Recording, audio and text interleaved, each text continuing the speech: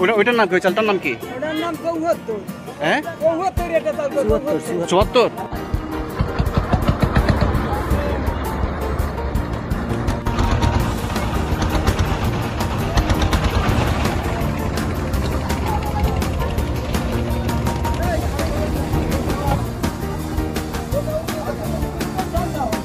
সবাইকে শুভেচ্ছা জানাচ্ছি বেলুবা নদীর উপর থেকে।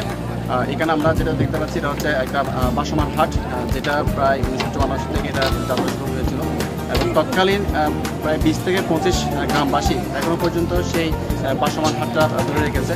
আমরা আমাদের বিভিন্ন ধরনের আমরা হাট বা বাজার থেকে কিন্তু এই যে পানির উপর বাসমান হাট, এটা কিন্তু বাংলাদেশের সবচেয়ে পরিচিত একটা হাট এবং যেটা বরিশাল একটা নদীমাতৃক, বাংলাদেশের একটা নদীমাতৃক দেশ।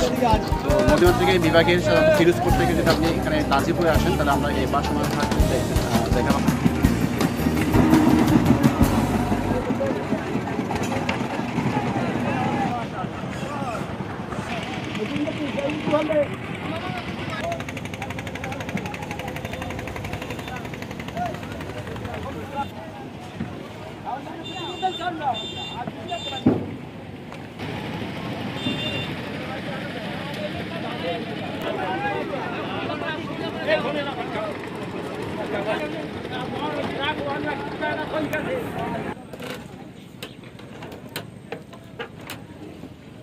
যাতে চাল আছে 74,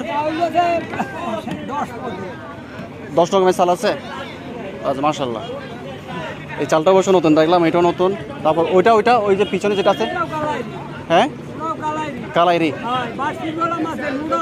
হ্যাঁ এগুলো কি পাইকারি বিক্রি করেন নাকি খুচরা বিক্রি করেন? মানে পাইকারি সবাই যে খুচরা বিক্রি করেন? আচ্ছা এগুলো কেজি কত? হ্যাঁ 50 টাকা কেজি। চাল কেমন, ভাত কেমন হবে? আচ্ছা আর ওইটা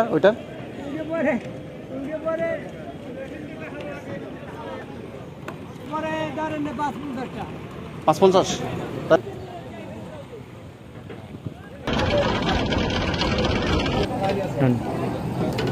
বাসমান হাটে এখানে সাধারণত যারা কৃষির সাথে জড়িত সব ধরনের পণ্য নিয়ে এখানে বিক্রেতারা এখানে আসেন এবং পাইকারি এখানে বিক্রি হয়।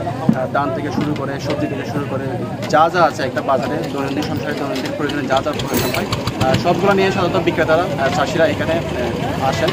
তো যে কেউ বাংলাদেশের যে কোনো প্রান্ত থেকে যদি এই হাটে আসতে চান বা এই হাটে দেখতে চান তাহলে বরিশাল থেকে যদি আসতে চান তাহলে বরিশাল থেকে প্রায় 112 কিলোমিটার দূরে এই নাজির হাট, বেলুবা নদী দিয়ে এই বাসমান হাটটি। আর কেউ যদি ফিরোজপুর থেকে আসতে চান তাহলে 40 কিলোমিটার দূরত্বে এই নাজির হাট, নাজিরপুর এই বাসমান হাটটা আমরা দেখতে পাবো। আবার উপজেলা থেকে আসলে 18 কিলোমিটার দূরে কিন্তু এই বেলুবা নদীর উপর বাসমান হাটে আমরা অস্তিত্ব খুঁজে পাবো। তো সবাইকে এই হাটটা আবিষ্কার করার জন্য, সবাই হাটের যে একটা অজানা কিছু জানার জন্য সবাইকে আমন্ত্রণ জানাচ্ছি এবং বেলুবা নদীর উপর বাসমান হাট থেকে সবাইকে ধন্যবাদ জানাচ্ছি।